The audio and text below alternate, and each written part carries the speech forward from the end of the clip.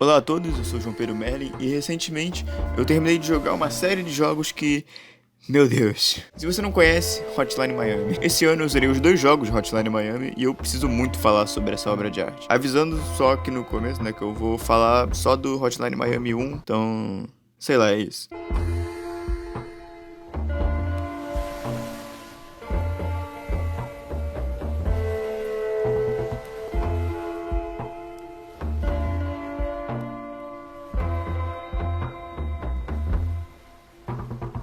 O primeiro jogo foi lançado em outubro de 2012, que foi produzido pela Dennaton Games e publicado pela Devolver Digital. Ele é um jogo de ação completamente insano, e nele temos várias sessões de combate corpo a corpo, tiroteios insanos e muito sangue. Sério, esse jogo tem muito sangue mesmo. E uma das coisas que faz esse jogo ser tão divertido é justamente a violência. Eu gosto de dizer que existem 2 tipos de violência. A violência séria e pesada, que te deixa com medo, te deixa triste, sei lá, tipo...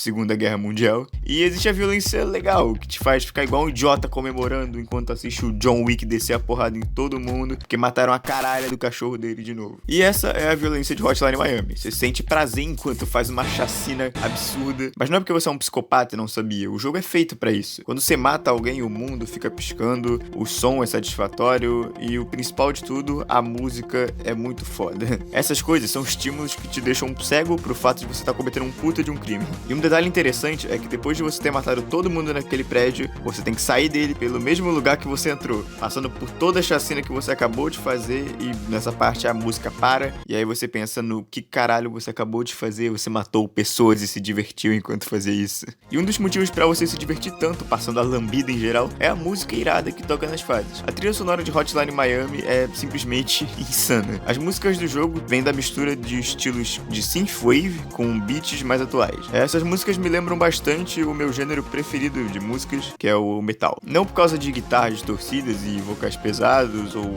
baterias frenéticas, mas porque elas são músicas agressivas, entre aspas. São as músicas com uns pancadão que toca nas fases aí pra te estimular a descer a porrada em geral e, sei lá, você ficar igual um assassino dançante. Eu não sei o que eu tô falando. E um fato interessante é que as músicas não foram compostas pro jogo. Essas músicas já existiam antes e os criadores de Hotline Miami pagaram pra usá-las no jogo. E particularmente a minha favorita desse jogo é a faixa Miami, do DJ Jasper Birney, não sei falar o sobrenome dele. Ela é a música que toca quando você passa de fase e ela não é tão agitada igual as outras.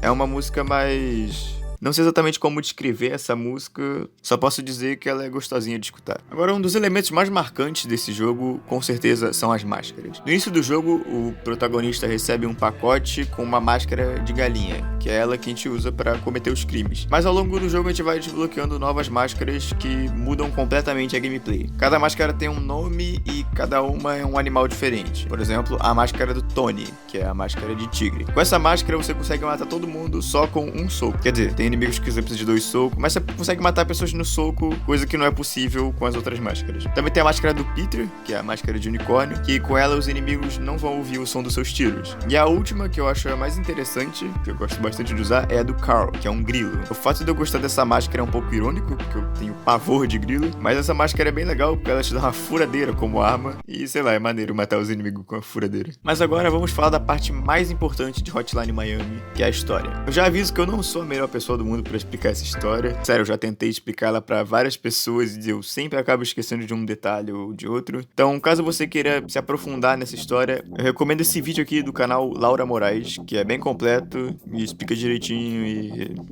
é isso. Bom, resumindo, o jogo se passa no final dos anos 80 em Macapá, e a trama dele gira em torno desse personagem que a gente controla. No jogo ele não tem nenhum nome específico, ele não fala nada, ele é um personagem bem misterioso. Então a comunidade o apelidou carinhosamente de Jacket, porque ele usa uma jaqueta. O Jacket é um cara completamente mereguetengue das ideias, que vem recebendo umas mensagens bem estranhas na sua secretária eletrônica. E essas mensagens contêm instruções para ele cometer crimes de assassinato contra a máfia russa local. A história de Hotline Miami é o ponto mais alto do jogo, porque se essa história seria apenas um jogo onde você entra em prédios para matar todo mundo e nada mais. A história já começa interessante, com o protagonista em um lugar escuro, então ele entra por uma porta e se depara com 3 malucos mascarados que falam uma pá de coisa pra ele. O Jacket aparentemente não sabe quem eles são, mas mas eles sabem quem ele é. Essas 3 pessoas são o Rasmus, com a máscara da coruja, Don Juan, com a máscara de cavalo, e o mais importante, Richard, com a máscara de galinha. O Richard claramente conhece o Jacket melhor do que qualquer um, porque ao longo do jogo a gente encontra ele várias vezes, e ele nos diz várias coisas importantes, fazendo com que o Jacket volte a se lembrar das coisas. Inclusive é ele que diz a frase mais marcante do jogo, que é: você gosta de machucar outras pessoas?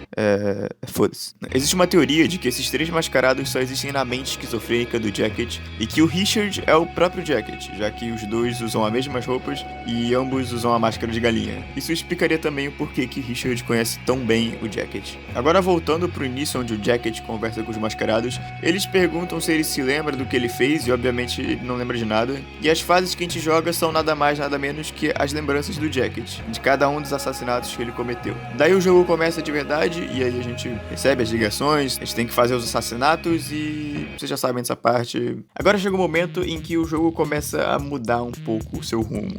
Em um dos prédios que o Jacket invade, ele encontra uma...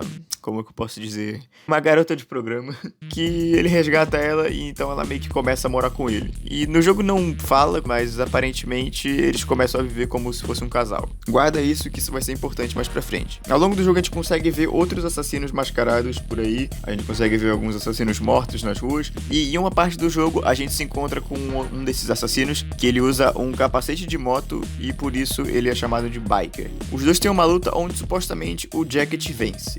E também guarda isso, que isso vai ser importante também. Mas o importante é que, do meio pro final do jogo, os russos descobrem onde o Jacket mora. Então eles invadem a casa do Jacket e matam a namorada dele, que é aquela mulher que ele resgatou. Depois o Jacket acorda em um hospital, com um policial dizendo que ele é uma das peças-chaves para desvendarem esses misteriosos assassinatos que estão acontecendo na cidade. Daí o Jacket fica boladão, foge do hospital e vai atrás de vingança. Ele mata o chefe da máfia e... fim. Na verdade o jogo não acaba aí. Depois de terminarmos a história do Jacket, nós passamos a controlar o Biker e descobrimos que ele também vinha recebendo as mensagens e quer saber quem caralho está fazendo isso. Então a gente joga com ele de novo naquela luta contra o Jacket, porém a gente controla o Biker. E dessa vez o Biker vence, o que faz a gente se perguntar qual o verdadeiro fim dessa luta. Depois de derrotar o Jacket, o Biker consegue um endereço de onde estão vindo aquelas ligações, e ele descobre que quem fazia isso era uma organização patriota chamada 50 Blessings. Como eu falei, essa é uma organização patriota, e o objetivo deles é matar os russos que estão em Miami, por, sei lá, xenofobia provavelmente. E é interessante se dizer que o jogo se passa nos anos 80, então tem todo aquele contexto de Guerra Fria. O segundo jogo se aprofunda mais nisso, mas, como eu falei, eu vou estar falando só sobre o primeiro jogo. Enfim, o Biker descobre algumas coisas sobre a 50 Blessings, os caras não respondem nenhuma pergunta direito e meio que acaba por aí. E agora sim, esse é o verdadeiro final do jogo. Agora vamos a umas suposições sobre Hotline Miami. A primeira é que o Biker seria o verdadeiro protagonista da história, e na sua briga com o Jacket, ele venceu, mas não mata. A outra suposição é que o Jacket é só um psicopata maníaco que acabou se envolvendo nisso tudo por acaso. Eu acredito fortemente nisso e também acredito na teoria de que o Jacket é esquizofrênico e parte das coisas que acontecem no jogo não é real, mas sim delírios da mente insana dele, que literalmente tem uma parte do jogo que a gente vê um cadáver de um russo e um cachorro conversando com o Jacket.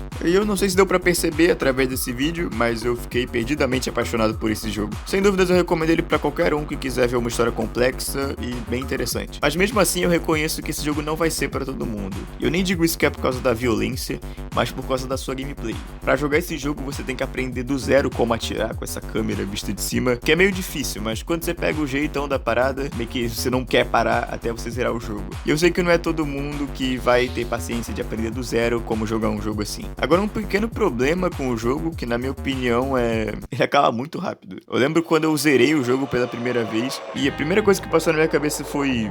mas já? E a segunda coisa foi um processo gigante pra digerir o que eu tinha acabado de jogar. Mas mesmo sendo um jogo bem curto, sem dúvidas Hotline Miami é um dos melhores jogos que eu já joguei em toda a minha vida. Tanto um quanto dois. Nesse vídeo eu falei só do primeiro jogo porque ele me marcou mais, mas os dois jogos são igualmente bons pra mim. Eu gosto de dizer que eles são o complemento um do outro. Em resumo, dê uma chance ao jogo. Hotline Miami tá custando R$30 na Steam, e vira e mexe ele entra em promoção, ficando ainda mais barato. Vale muito a pena a experiência de jogar isso, e assim você pode descobrir se você gosta de machucar outras pessoas. Muito obrigado a você que assistiu até aqui. Se tiver gostado, deixa um like aí, e se possível compartilhe o vídeo pra algum amigo, sei lá. Esses vídeos dão bastante trabalho pra fazer, e agora vai ficar mais difícil ainda pra eu fazer por falta de tempo. Mas eu prometo que quando eu tiver um tempinho livre, eu vou tentar trazer uns vídeos legais aqui pra vocês. Então acho que é isso.